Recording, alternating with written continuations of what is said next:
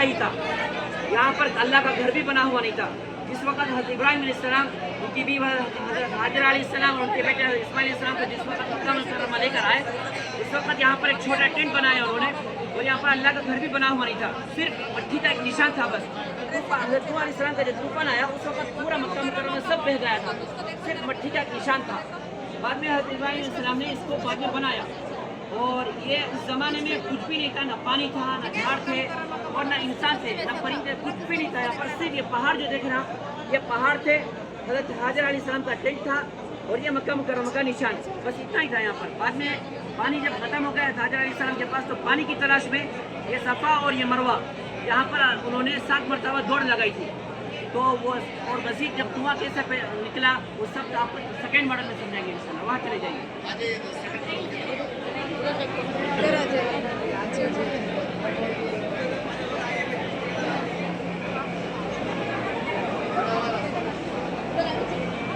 چلے جاؤ ادھر دوسرا کچھ. حضرت ابراہیم علیہ السلام نے حضرت حاجر علیہ السلام کو یہاں چھوڑ کر چلے گئے تھے سنسان وادی میں. یہاں نہ درخت موجود تھے, نہ پانی موجود تھا. اس وقت حضرت حاجر علیہ السلام نے پانی کے لیے سعی کی تھی. صفا اور مروہ کی پہاڑ ہے, یہ زمزم کا کنواں موجود ہے, اور یہ حضرت حاجر علیہ السلام کا ٹینٹ ہے.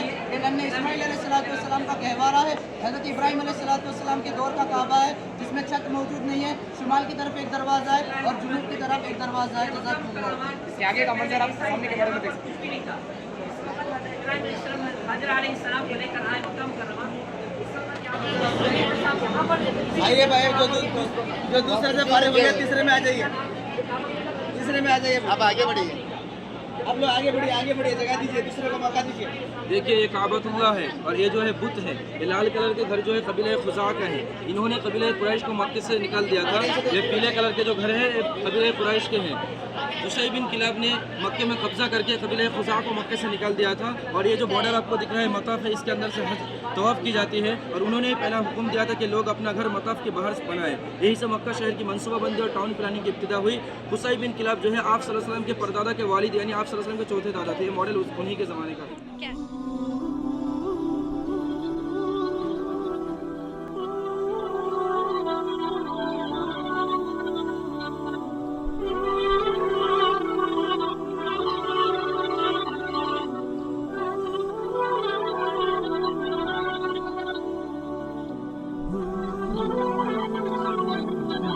السلام علیکم ورحمۃ اللہ وبرکاتہ. قصہ نبی کریم صلی اللہ علیہ وسلم کے والد حضرت عبداللہ اور ان کے والدہ حضرت آمنہ کا ہے. نبی کریم صلی اللہ علیہ وسلم کے دادا عبدالمطلب نے ایک دن اللہ سے منت مانگی. انہوں نے کہا اے اللہ, اگر تو مجھے 10 بیٹے عطا فرمائے تو میں ان میں سے ایک کو تیری راہ میں قربان کر دوں گا. جب اللہ تعالیٰ نے عبدالمطلب کو 10 بیٹے دے دے تو حضرت عبداللہ کی جگہ اونٹ قربان کرے اور اس کے گوشت کے مطلب غریبوں کو تقسیم کر دے گا. جب عبداللہ بڑے ہوئے تو ان کی شادی حضرت آمنہ سے ہوئی, اور اس کے بعد حضرت عبداللہ جو ہے مکہ سے روانہ ہو کر بزنس کرنے کے لیے سیریا گئے. سیریا جب بزنس کر کے واپس جانے لگے تو بیمار ہو گئے. تو بیماری بڑھنے کی وجہ سے مکہ بہت دور ہے, تو اس وجہ سے ان کو دوسرا کا جو ہے مدینہ صرف وہاں وہی ان کا انتقال ہو گیا. تو اس وقت نبی کریم صلی اللہ علیہ وسلم کی پیدائش نہیں ہوئی. یہ ہاتھی کی فوج ہے جو اللہ تعالیٰ نے اپنے گھر, اللہ تعالیٰ کے گھر کو گرانے آئی تھی. اللہ تعالیٰ نے آسمان سے پرندے اتار کر ہاتھی کی فوج کو تباہ کیا اور اپنے گھر کی حفاظت کی. اسی کا اللہ تعالیٰ قرآن کریم میں فرماتا ہے الم تر کیف فعل ربک باصحاب الفیل, کیا تم نے نہیں دیکھا تمہارے رب نے ہاتھی والوں کے ساتھ کیا معاملہ کیا. جزاک اللہ. بینر دیکھتے ہوئے جاؤ, انشاءاللہ سمجھ میں آ جائے گا.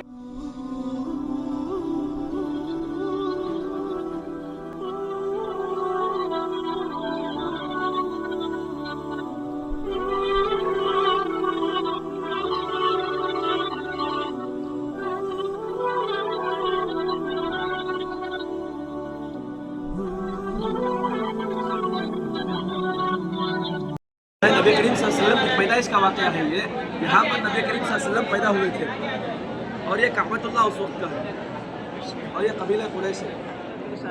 اسی سال جب اللہ تعالیٰ نے ابراہہ کی فوج کو تباہ کیا تھا, یہ وہ قرن ہے جہاں آپ صلی اللہ علیہ وسلم پیدا ہوئے. آپ صلی اللہ علیہ وسلم پاک صاف اور ختنہ شدہ پیدا ہوئے. آپ کے دادا حضرت عبدالمطلب کو جب خبر ہوئی کہ پوتے کی ولادت ہوئی ہے تو خوشی کے عالم میں آئے, پوتے کو گود میں لیے خانہ کعبہ لے گئے. یہ اس زمانے کا خانہ کعبہ ہے. انہوں نے یہاں ہاتھ اٹھا کر اللہ کا شکر ادا کیا. شہر مکہ بتایا گیا ہے اور یہ شہر مدینہ بتایا گیا ہے. راستے میں ایک مقام آتا ہے جس کو مقام ابوا کہتے ہیں، جو کہ مدینے سے 180 کلومیٹر دور ہے۔ جب حضور اکرم صلی اللہ علیہ وسلم مدینہ تشریف لے گئے تھے اپنے نانحال سے ملاقات کر پانے، جب واپس آ رہے تھے راستے میں مقام ابوا میں ان کی والدہ بی بی آمینہ سخت بیمار ہو گئی اور وہیں ان کا انتقال ہو گیا۔ یہ ان کی قبر مبارک کا ماڈل ہے، اور حضرت ام ایمن نے حضور کو سنبھالا اور واپس مکہ لے جا کر دادا عبد المطلب کے حوالے کر دیا۔ یہ اسی کا ماڈل ہے۔ جزاک اللہ۔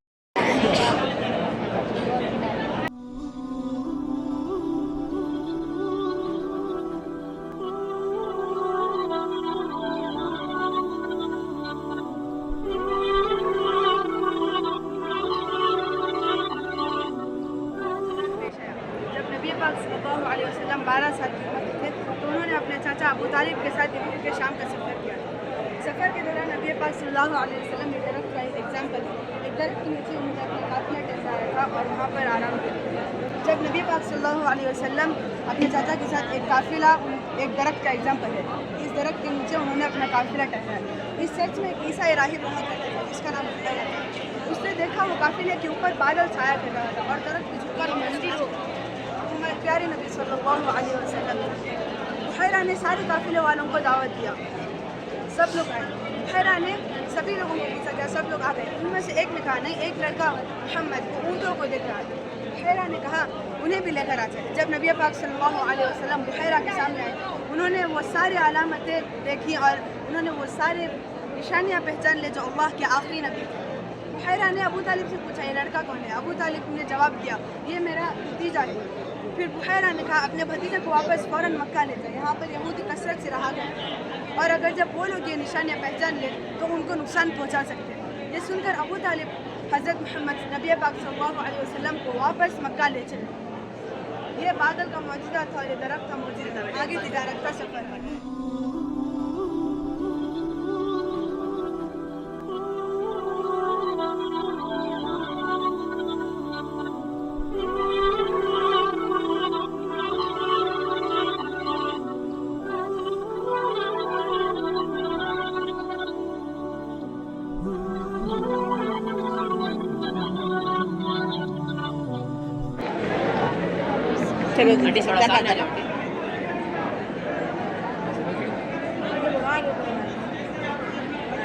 یہ مکہ ہے، یہ مدینہ اور یہ ملک شام ہے۔ یہ مکہ سے ملک شام جانے کا سفر کا راستہ ہے۔ یہاں پہ حضور صلی اللہ علیہ وسلم حضرت خدیجہ رضی اللہ عنہ کا تجارتی سامان مکہ سے ملک شام لے کو گئے، وہاں پہ بہت سارا نفع کمائے۔ پھر واپس لوٹنے کے بعد میں حضرت خدیجہ رضی اللہ عنہ نے حضور صلی اللہ علیہ وسلم کو نکاح کا پیغام دیا۔ حضور صلی اللہ علیہ وسلم نے وہ اپنے چچاؤں سے مشورہ کر کر اس نکاح کے پیغام کو قبول فرمایا اور اس کے بعد میں ان سے نکاح فرمایا۔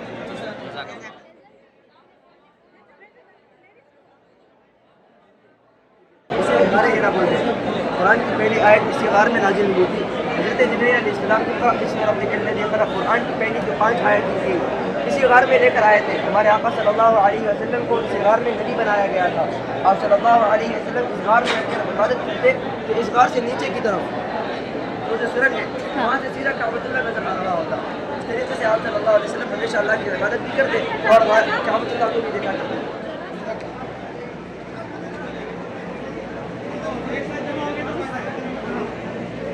السلام علیکم ورحمۃ اللہ وبرکاتہ۔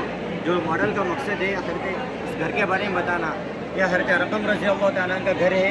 یہاں سے اسلام پھیلے سو اور سب کو بھی یہاں سے اسلام پھیلنا شروع ہوا سو یہ جیسے 4 صحابہ جس میں سب سے پہلے اسلام قبول کرنے والے حضرت خدیجہ رضی اللہ تعالیٰ عنہ، حضرت علی رضی اللہ تعالیٰ عنہ، حضرت ابوبکر صدیق رضی اللہ تعالیٰ عنہ، حضرت زید بن حارثہ رضی اللہ تعالیٰ عنہ۔ یہ پہلے 4 صحابہ اسلام کی بنیاد بنے سو۔ یہ صحابہ کے ذریعے دوسرے تک اسلام پہنچے سو۔ جس ہر ایک گھرانے جس نے پورے صحابہ کے یہ گھراں جس نے ایمان نہیں لانے والے ہیں۔ اللہ کے نبی وہاں بیٹھے غار ہیرا میں کعبۃ اللہ کو دیکھتے تھے، کعبۃ اللہ کو دیکھ کر روتے تھے امت کے غم میں۔ حضرت رقم رضی اللہ تعالیٰ کا گھر ہے۔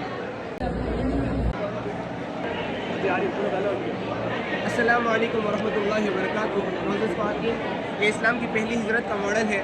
جب مکے میں صحابہ اکرام پر بہت زیادہ ظلم کیا جانے لگا تو مکے سے بہت سارے صحابہ ہجرت کر کے حبشہ یعنی ایتھوپیا چلے گئے۔ جب صحابہ کرام پر قریش نے سختیاں شروع کر دی، حضرت بلال رضی اللہ عنہ کو تپتی ہوئی ریت پر لیٹا کر ان کے سینے پر پتھر رکھ دیا گیا، حضرت عثمان رضی اللہ عنہ کو زنجیروں سے باندھ دیا گیا، حضرت ابوبکر رضی اللہ عنہ کو مار مار کر بے ہوش کر دیا گیا۔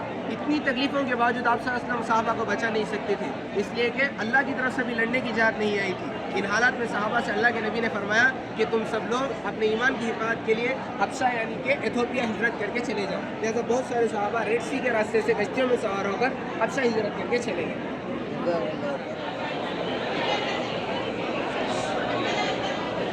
السلام علیکم ورحمۃ اللہ۔ اس گیلری میں آپ مشاہدین لمحہ میں داخل ہوتے ہیں جب مکہ کے مسلمانوں پر ظلم بڑھ گیا تو وہ ہجرت کر حبشہ کی طرف آ گئے تھے، تو مسلمان کو واپس لینے کے لیے کفار بھی آئے تھے۔ تو اسی وقت حضرت جعفر رضی اللہ عنہ نے جو خطاب کیا نجاشی کے سامنے، اس کتاب کو آپ وہاں دیکھ سکتے ہیں۔ اس کتاب میں انہوں نے اپنے ماضی، اپنے پاس کے بارے میں کہا، اپنے ایمان لانے کے بارے میں فرمایا اور اپنے اوپر ہونے والے ظلم کے بارے میں بتایا، اور قرآن سے سورہ مریم کی آیات تلاوت کی، جس سے متاثر ہو کر، جس سے خوش ہو کر نجاشی نے مسلمانوں کو اپنے ملک میں امن کے ساتھ رہنے کی اجازت دے دی۔ اس کے بعد نجاشی نے خفیہ طور پر ایمان قبول کر لیا اور بعد میں اسی طرح انتقال فرما گئے۔ اس گیلری میں آپ اس حسین لمحے کو دیکھتے ہیں۔ اس کے پر یہ گیلری ختم ہوتی ہے، آپ آگے چلیں۔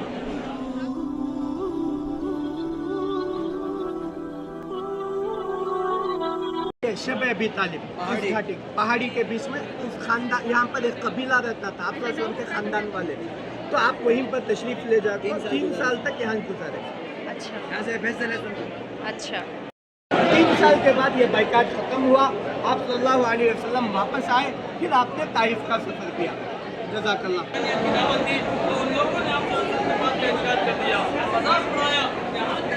جب مکہ آئے، مکہ سے تقریباً 100 کلومیٹر دور ہے، نبی صلی اللہ علیہ وسلم اس امید پر آئے کہ مکہ کے شاید قبیلے ثقیف والے ایمان قبول کر لے، تو نبی صلی اللہ علیہ وسلم اس امید پر وہاں کا سفر کیا، لیکن وہاں کے شریر بدماش نے آپ صلی اللہ علیہ وسلم کو بڑی زخمی سے آپ کا جسم خون کر دیا، اور نبی صلی اللہ علیہ وسلم نے اس غمگین پر ایک چٹان پر بیٹھے تھے، وہ اس کے بعد وہاں بیٹھنے کے بعد عباس نامی ایک انگور کا تش پیش کیا، وہ انگور کے باغ میں بیٹھے نبی صلی اللہ علیہ وسلم نے بسم اللہ کہہ کر جب کھائے تو نبی صلی اللہ علیہ وسلم عباس حیران ہوا کہ یہ جملہ پہلا مرتبہ سن رہا ہوں، تو نبی صلی اللہ علیہ وسلم اسی وقت حضرت یونس علیہ السلام کے بارے میں ذکر کیا، اور اسی وقت عباس ایمان لے آئے، اس لیے کہ وہ نینوا بستی کا رہنے والا تھا جہاں کہ حضرت یونس علیہ السلام ہے۔ انشاءاللہ اس طرح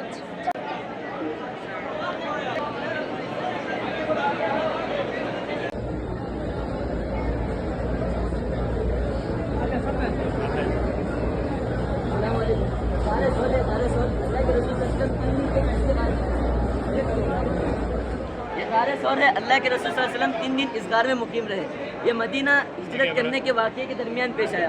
قریش کے لوگ اللہ کے رسول کے گھر کے باہر ایک دم تلواریں لیے ایک دم کھڑے رہ گئے تھے کہ کب اللہ کے رسول نکلے، کب ان کے اوپر ہم حملہ کریں، لیکن اللہ کے رسول کو اللہ کی مدد نازل ہوئی اور وہ سورہ یاسین کی تلاوت کرتے ہوئے ڈائریکٹ اس غار سور میں آ گئے۔ حضرت ابوبکر صدیق رضی اللہ تعالیٰ عنہ بھی ساتھ میں تھے، تو قریش نے اعلان کیا کہ جو بھی محمد کو پکڑ کے لائے گا صلی اللہ علیہ وسلم تو اسے 100 سرخ اونٹ انعام میں دیے جائیں گے۔ اب 100 سرخ اونٹ کو ایک سرخ اونٹ کی قیمت اس زمانے میں بتاتا ہوں، ایک BMW سے کم نہیں۔ اب 100 سرخ اونٹ یعنی 100 BMW، تو ایک آدمی ادھر تک پہنچ گیا کہ اللہ کے رسول تو اللہ کے رسول ہے، ان کو تو کوئی خوف نہیں، لیکن ان کے صحابی حضرت ابوبکر صدیق رضی اللہ تعالیٰ عنہ ان کو تھوڑا گھبرا گئے اور کہا اللہ کے رسول اب ہم کیا کریں گے، ان کو ہم کو پکڑ کے واپس مکہ لے کے چلے جائیں گے۔ تو پھر اللہ کے رسول نے ایک آیت تلاوت کی، لا تحزن ان اللہ معنا، آپ گھبرائیے نہیں، اللہ ہمارے ساتھ ہے۔ تو پھر اس آیت کا بدولت یہ مکڑی کا جالا بن گیا اور یہ کبوتر کے گھونسلے بن گئے۔ قریش دیکھے کہ ادھر تو اگر اندر کوئی ہوتا تو یہ جالا ٹوٹ چکا ہوتا، اس طرح وہ مکہ واپس چلے گئے اور ہمارے نبی صلی اللہ علیہ وسلم حفاظت کے ساتھ مدینہ پہنچ گئے۔ آگے چلے گئے، آگے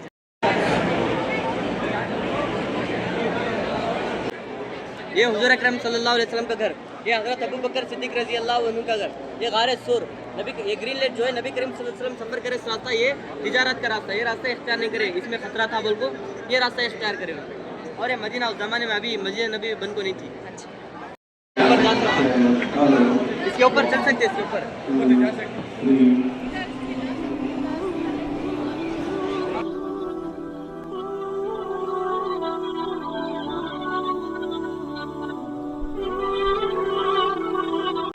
بن معبد رضی اللہ عنہ کا خیمہ ہے. جب نبی صلی اللہ علیہ وسلم ہجرت کر رہے تھے تو بیچ میں ایک خیمہ ملا جو صحابہ کے گھر تھے.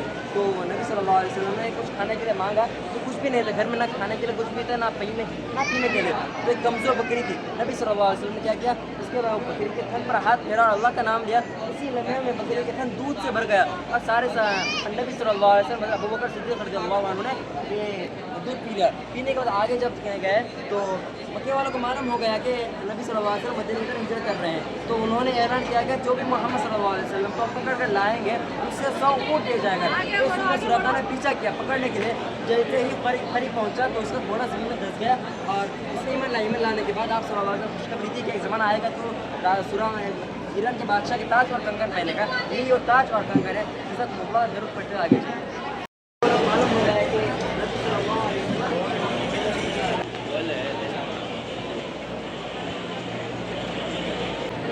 مدینہ اسلام کی سب سے پہلی مسجد جب آپ صلی اللہ علیہ وسلم مکے سے مدینہ کو ہجرت کر ہو گئے تو سب سے پہلے اللہ کے نبی صلی اللہ علیہ وسلم مدینہ میں ایک مسجد بنے سو. پھر آپ صلی اللہ علیہ وسلم جب ہجرت کر کو جس باغ میں آرام کرے اس باغ کو بستان مستظل بولتی یہاں ہے. وہ یہ یہودی کا باغ آپ صلی اللہ علیہ وسلم ایک کھجور کے درخت کے نیچے کیا کرے, آرام کرے.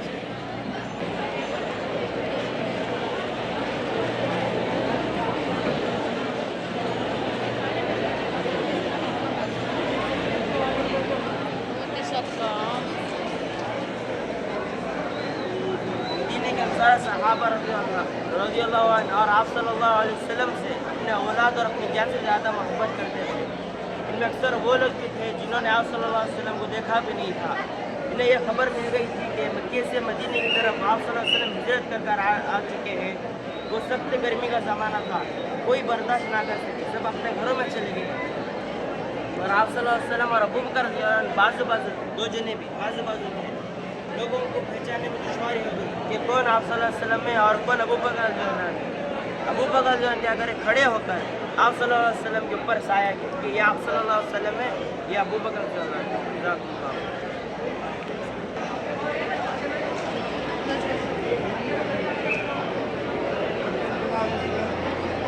ہجرت فرما کر مکے سے مدینہ تشریف لا رہے تھے تو لوگ مدینے میں آتے اور آپ صلی اللہ علیہ وسلم کا اس باغ میں انتظار کرتے اور چلے جاتے. یہ سلسلہ کئی دن تک جاری رہا لیکن آپ صلی اللہ علیہ وسلم کی آمد نہیں ہوئی. ایک مرتبہ سارے لوگ آئے اور گرمی کی تپش برداشت نہ کر سکے اور گھر کو واپس چلے گئے. تو یہودی نے دیکھا کہ وہاں سے قافلہ آ رہا ہے تو یہودی نے لوگوں کو انفارم کیا کہ جس کا آپ لوگوں کو انتظار تھا اتنے دنوں سے وہ میرے اور آپ کے آقا حضرت محمد صلی اللہ علیہ وسلم مدینہ تشریف لا چکے ہیں. تو سارے لوگ آپ صلی اللہ علیہ وسلم سے ملاقات کے جذبے میں آئے اور آپ صلی اللہ علیہ وسلم کی سے ملاقات. جزاکم اللہ خیر.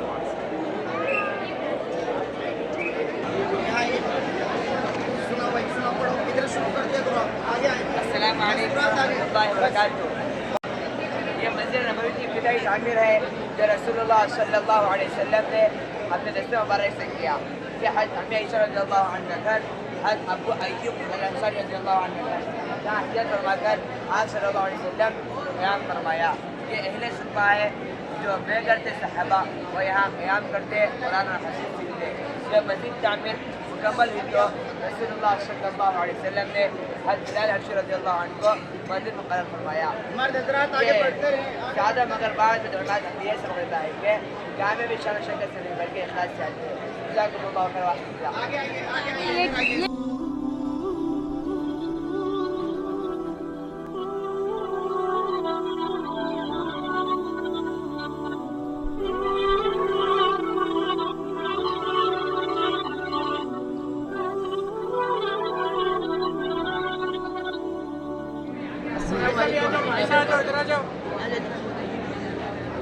یہ جو ماڈل ہے قبلہ چینج ہونے کے بعد کی مسجد نبوی ہے. یہاں پر اس حصے میں اللہ کے رسول صلی اللہ علیہ وسلم اور تمام صحابہ نماز پڑھتے تھے. پیچھے کا جو حصہ تھا وہ اللہ کے رسول صلی اللہ علیہ وسلم نے مدینہ کے غریب صحابہ کے لیے متعین کر دیا تھا. یعنی وہ صحابہ جو مدینہ میں کسی سہولت کے بغیر رہتے تھے وہ گھر ان کے لیے, وہ جگہ ان کے لیے تھی. یہ حجرہ اما عائشہ کا ہے. پھر اس کے بعد مسجد نبوی کس طرح بنی انشاءاللہ آپ کو بازو معلوم ہوتا. جاتے ہوئے ریٹنگ دیتے ہوئے جب ग्रुप बना लीजिए, ग्रुप बना लीजिए, ग्रुप बना लीजिए। अब जो देख कर रहे हैं उसके बाद की मस्जिद नबवी है। हज़रत उस्मान रज़ी अल्लाह अन्हु के दौर की मस्जिद नबवी, मुसलमानों की तादाद बढ़ने की वजह से मस्जिद नबवी को क्या बड़ा किया गया और कच्ची मस्जिद थी और ये पक्की ईंटों से साथ मस्जिद को पक्का बना दिया गया।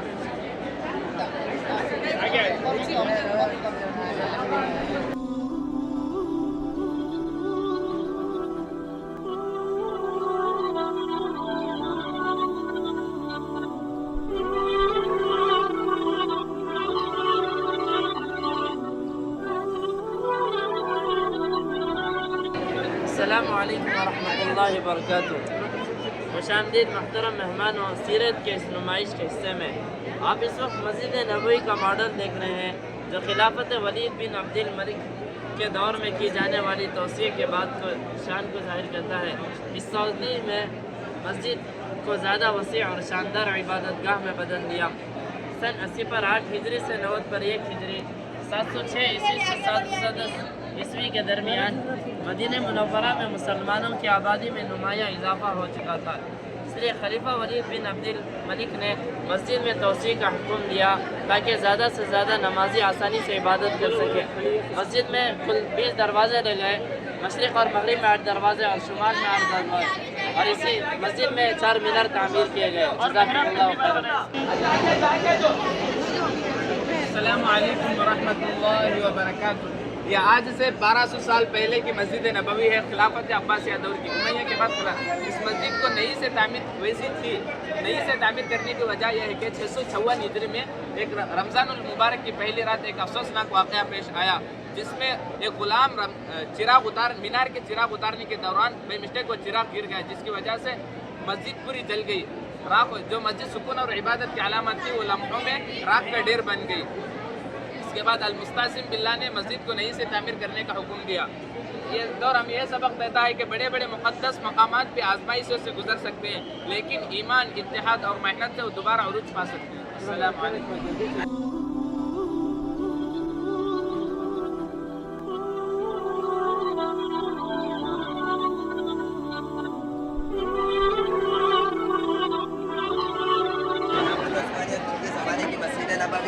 جو آج سے 500 سال پرانا مدینہ ہے۔ یہ خلافت عثمانیہ کے پہلے بادشاہ سلطان سلیمان القانونی تھے، جنہوں نے اس کی تعمیر کرنے میں تقریباً 13 سال لگائے ہوئے ہیں، اور اس کی تعمیر میں 140 سونے کے موٹے خرچ کیے ہوئے ہیں۔ اور یہ جو آپ گنبد دیکھ رہے ہیں، یہ آ کر انہیں کے دور میں قائم کیا گیا تھا، جو آ کر 170 ہے، جو آج تک باقی ہے۔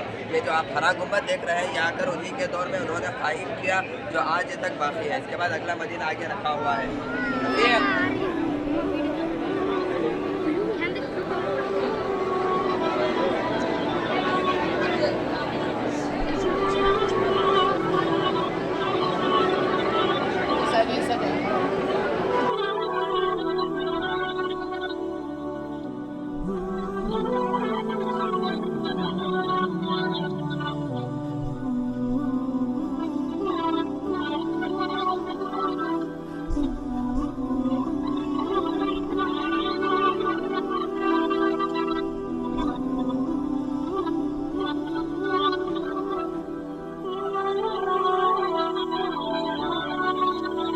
پہلی توسیع 1952 میں ہوئی، پھر دوسری توسیع 1985 میں ہوئی، اور اس کی توسیع مکمل 1990 میں مکمل ہوئی۔ اس مسجد میں مکمل 100 دروازے ہیں اور اس میں 10 بڑے دروازے ہیں۔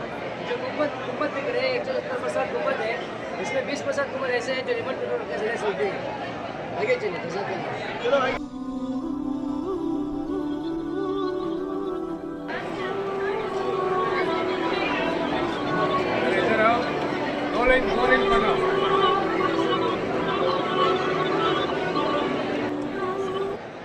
السلام علیکم ورحمۃ اللہ وبرکاتہ۔ خوش آمدید حصے میں یہ گنبد خضرا کا ماڈل ہے۔ یہ مسجد نبوی میں حضور علیہ السلام کے حجرہ مبارک پر قائم ہے۔ تو اس حجرے میں اللہ کے نبی علیہ السلام، ابو بکر صدیق، عمر فاروق رضی اللہ تعالیٰ عنہ فرما رہے ہیں، اللہ کے نبی کے انتقال کے بعد تقریباً 650 سال تک اس حجرے میں کوئی گنبد نہیں تھا۔ تو پہلا گنبد 678 ہجری 1279 عیسوی میں مملوک سلطان منصور قلاؤن مصر کے دور میں بنایا گیا۔ یہ لکڑی کا تھا، شیشے سے ڈھکا گیا تھا، ابتدا میں سفید تھا، بعد میں الگ الگ رنگوں میں رنگ کر سبز ہوا اور آج تک ویسا ہی ہے۔ جزاک اللہ۔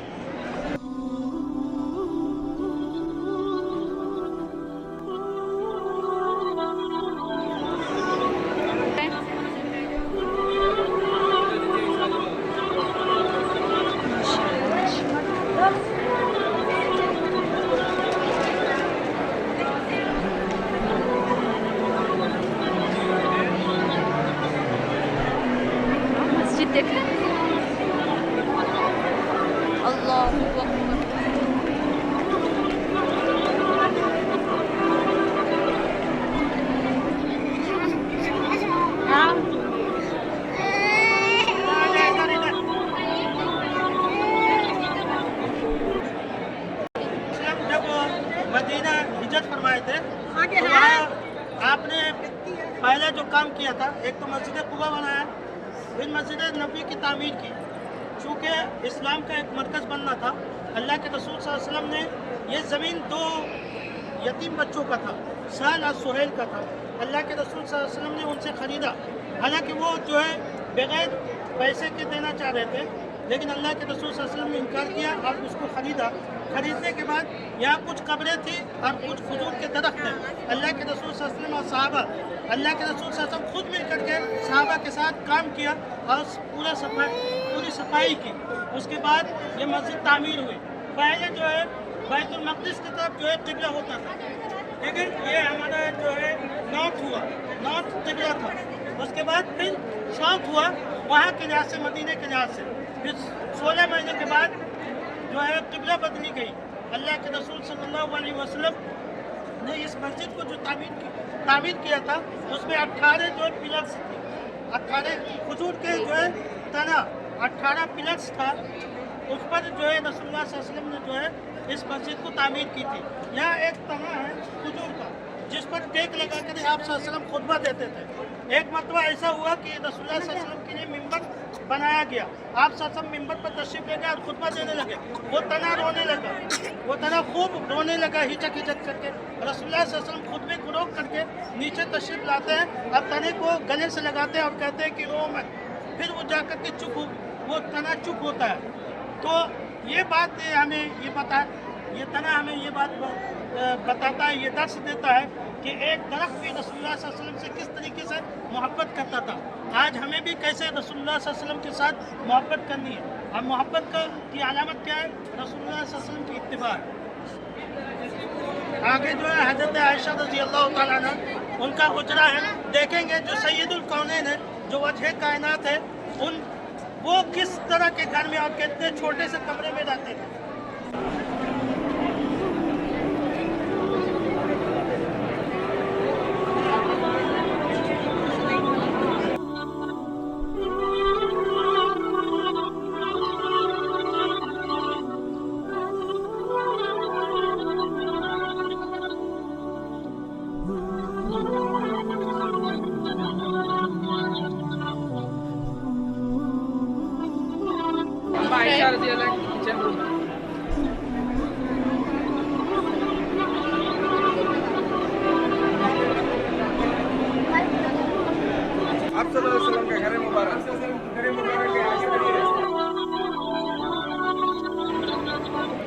गज़वात ये मदीने का कब्रिस्तान है, जो जन्नतुल बकी है। यहाँ तकरीबन 10,000 सहाबा की कब्रें मौजूद है।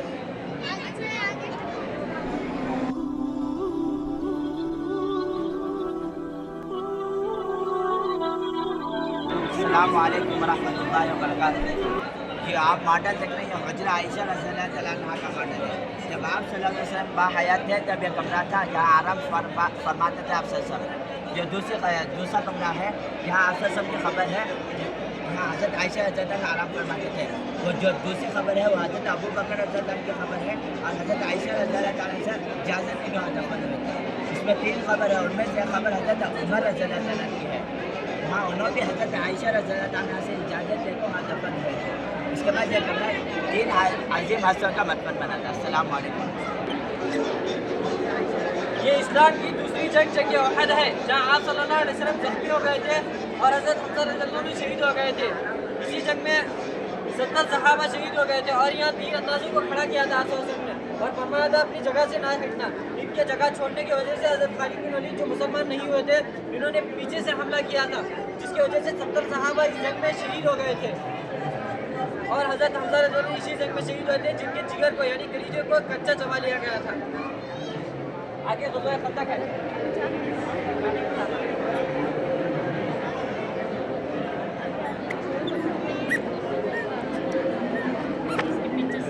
आगे बढ़ते हैं, आगे बढ़ते हैं।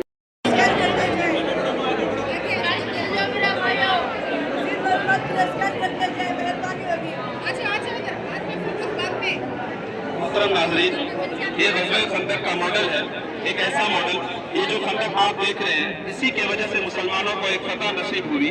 जो बगैर खून बहाए बगैर लड़े हुए मुस्लिम भी अल्लाह तबारक व तआला ने इसी खंदक की वजह से मुसलमानों को तीसरी सबसे बड़ी चीज खंदक के रूप में अता फरमाई। आगे बढ़ो, मजीद हासिल करने के लिए ख्वाहिश कीजिए।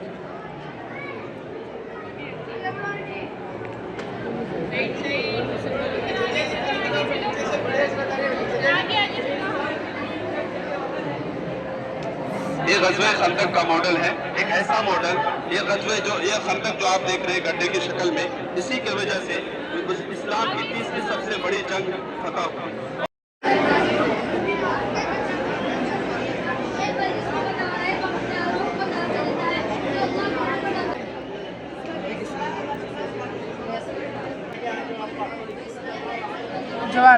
जवार इसका आटा है, इसकी रोटी है।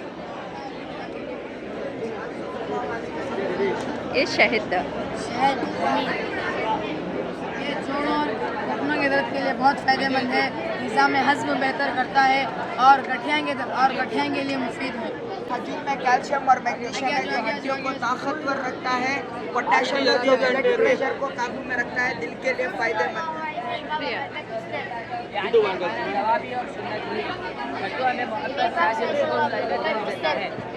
बिस्तर लकड़ी का,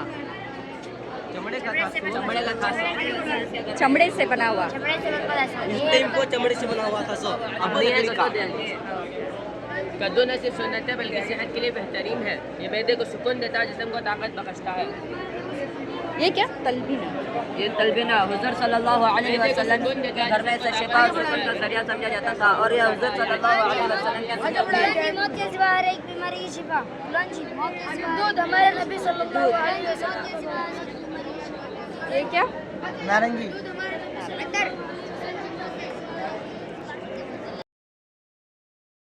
इस बात के इस्तेमाल के बाद नमाज